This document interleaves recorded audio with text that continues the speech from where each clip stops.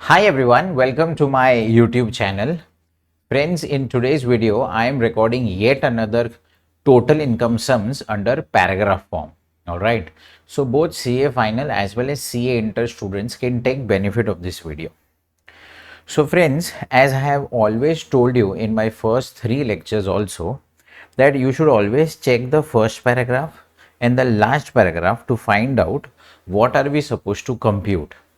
So in the last paragraph, they have written compute total income. So whenever they say compute total income, it means they are asking net taxable income. So this is the first information which we have to crack after reading the question. All right. So in my question number 1, friends, the PDF is already uploaded in the Telegram channel of JB Learning's Pratik Bhatt. All right. So friends, the question says Mr. Ramesh. Now, as soon as you read the question, you should start analyzing. So Mr. Ramesh means the assessee over here is individual. He is engaged in the business in manufacturing and sale of textiles. Manufacturing means there is a possibility of additional depreciation. It is not always necessary, but there is a possibility of additional depreciation.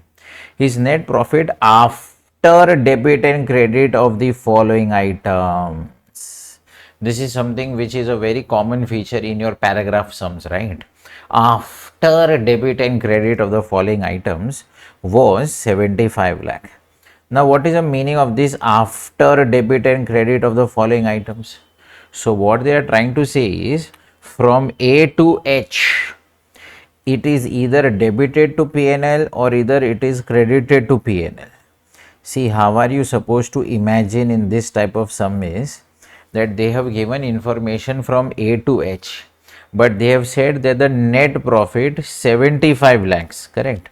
So the net profit is 75 lakhs and they are saying it is after debiting or crediting the following items. So this is a way in which you are supposed to imagine your P&L account.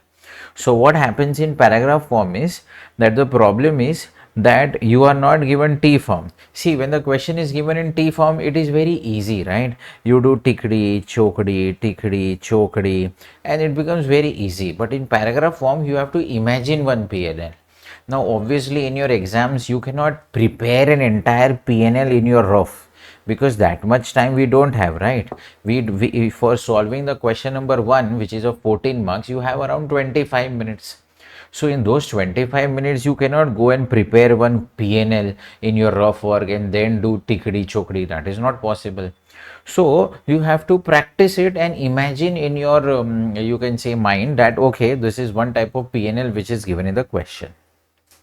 Now friends, what they are saying is, now let us understand income expense chapter 6a, income expense chapter 6a. So all the data which they give you in the question has to be divided and has to be analyzed, and you have to judge whether the data is of income or whether it is of expense or whether it is of chapter 6a. These 3 main possibilities are there. Yes, sometimes there is some information which is irrelevant information, you have to ignore that excess information. Yes, I understand, but then also you can say you have to divide your entire analysis into income expense chapter 6 reduction. All right, whenever you are solving such type of sums, your first intention is to solve the sum as if you are solving only PGBP. Yes, of course, you have to also analyze other source, house property, capital gain. I understand that. But I am talking about your approach, that whenever you analyze and read this adjustment, you have to think from the point of view of a businessman as to whether it is allowed expense, not allowed expense, taxable business, etc., etc., etc. All right. So whenever I will analyze all these adjustments, what I will keep in my mind is, I will keep in my mind whether this transaction is related to business. If yes, whether it is an expense or whether it is an income, etc., etc., etc. All right. So in all your total income sums, all those who have already seen the first 3 lectures, very good. All those who have not seen, please take benefit of those first 3 lectures also. All right, friends. So now, payment to 2 employees. Now you only tell me, when you read the word payment, of course you will understand that it is talking about some expense, right? So payment to two employees, 2,50,000 in connection with their voluntary retirement. See, what they have said is that the followings are either debits and credits. Now, this is an expense, so obviously this must have been on the debit side. On the debit side, you have voluntary retirement compensation, which is given to staff. Now, anything which is given to staff is of course allowed, but friends, in voluntary retirement compensation, the expense is allowed in 5 equal installments. So what you are supposed to do is, out of the 2,50,000 which you have to pay, which is paid, only 1/5 is allowed. So it means 2,50,000 divided by 5 means only 50,000 expenditure would be allowed. This means 2 lakh expense which was debited to PNL, it is not allowed. So friends, this is not your theory lecture. I am not explaining detailed concepts over here. I am only discussing the sums. So it is an assumption that you already know the theory. If you don't know the theory, please pause over here. Don't see the video. You first read the theory and then only come back and look at this video. All right. Now friends, next is charges of 2 lakh paid.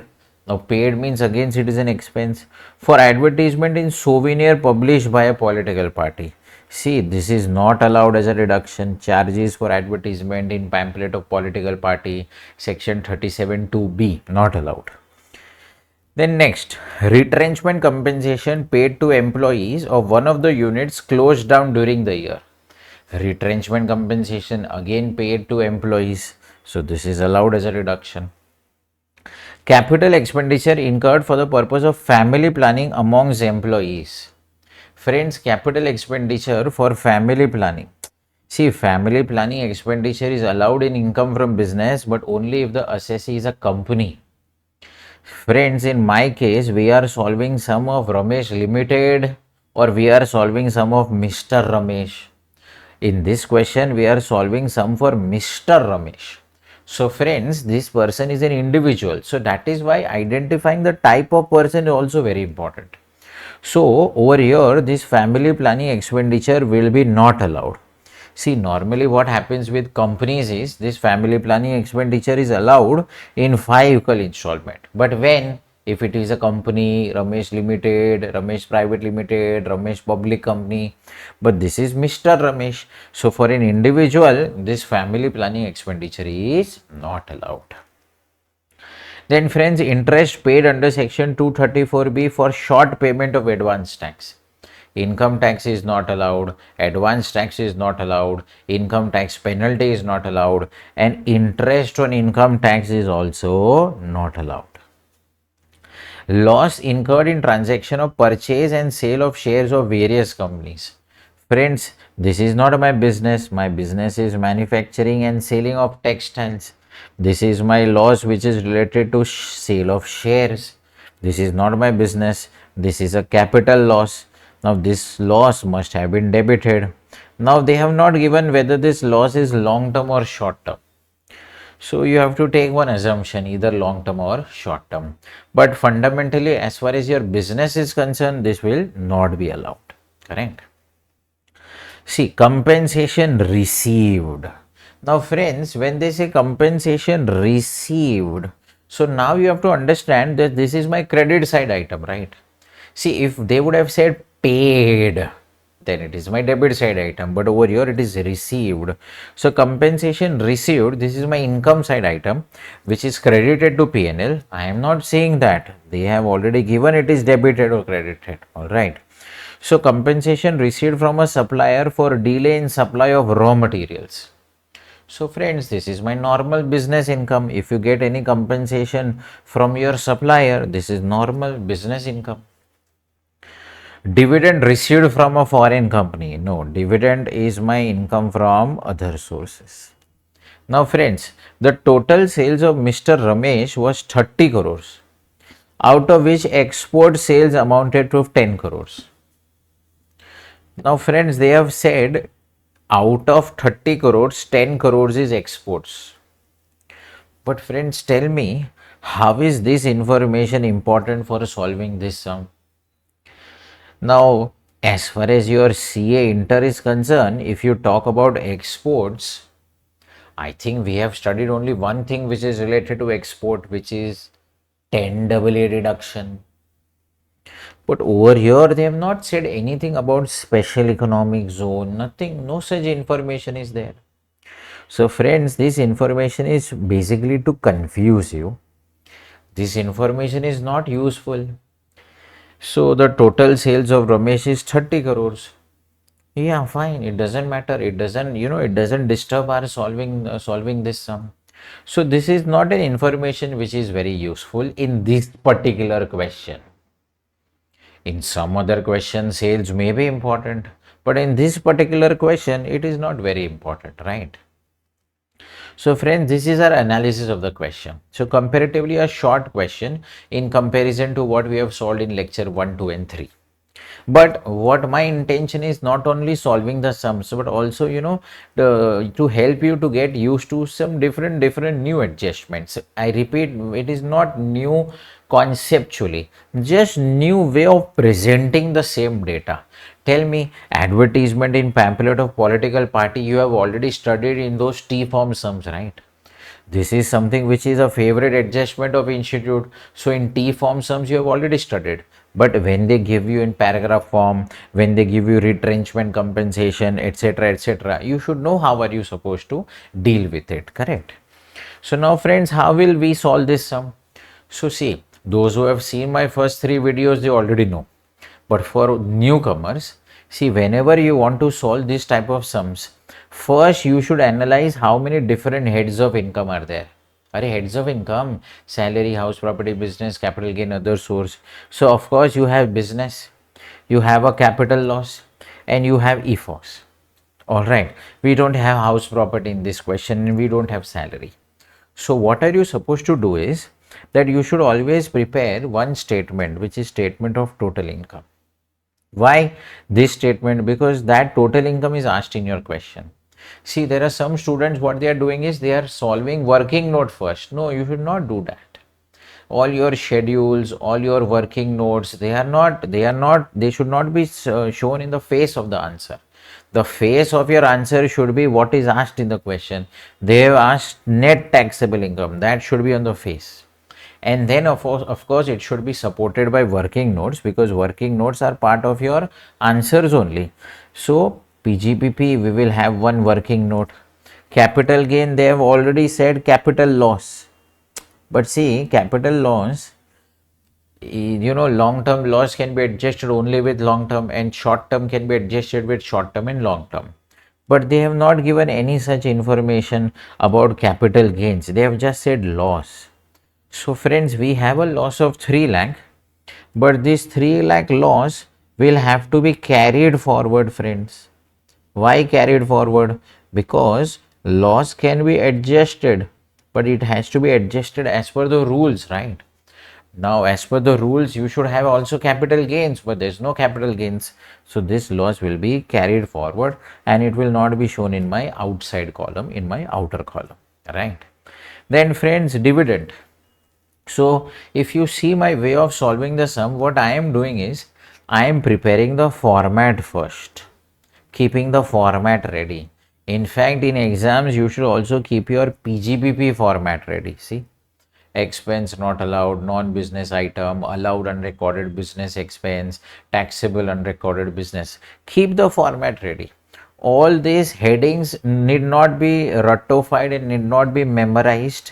You can use your professor's wordings or ICAI's wordings also, correct? But the format should be ready.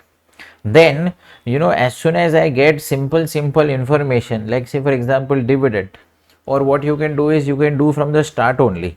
See what they have said. They have said the net profit is 75 lakhs.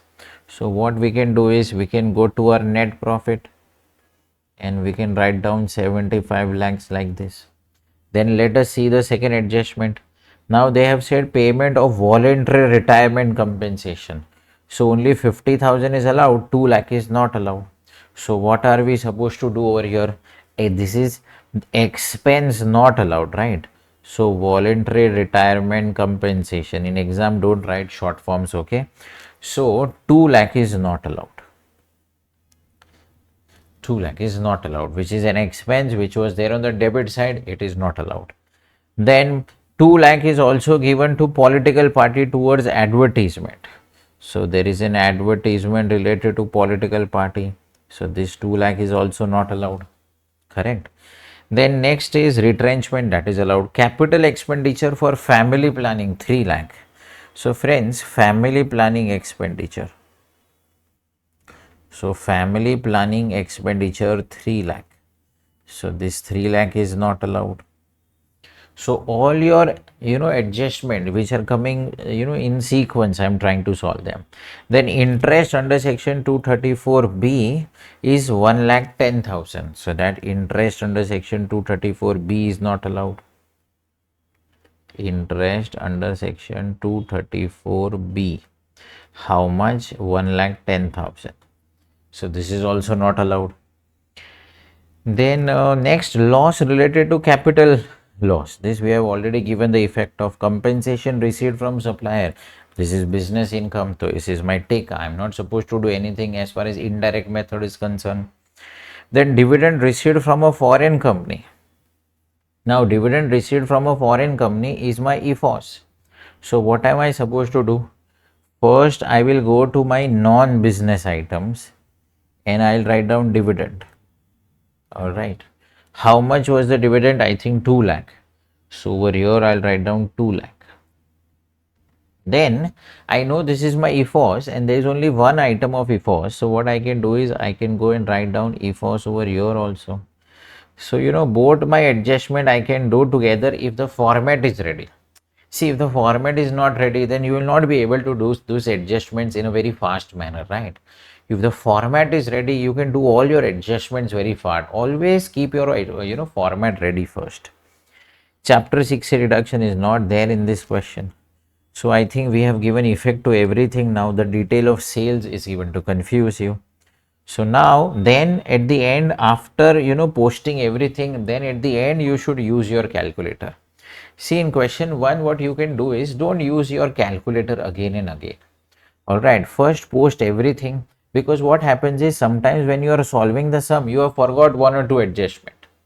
Now if you have done the totaling, then you understood, oh, something has been forgotten, and then you again do the totaling, then do the calculation. Better use the calculator at the end only. Correct. So this is 2 lakh, this is 2 lakh 4, 5, 6, 7 lakh, and this is 8 lakh 10,000.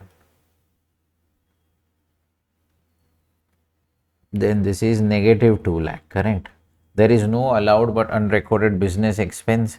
There is no taxable but unrecorded business income.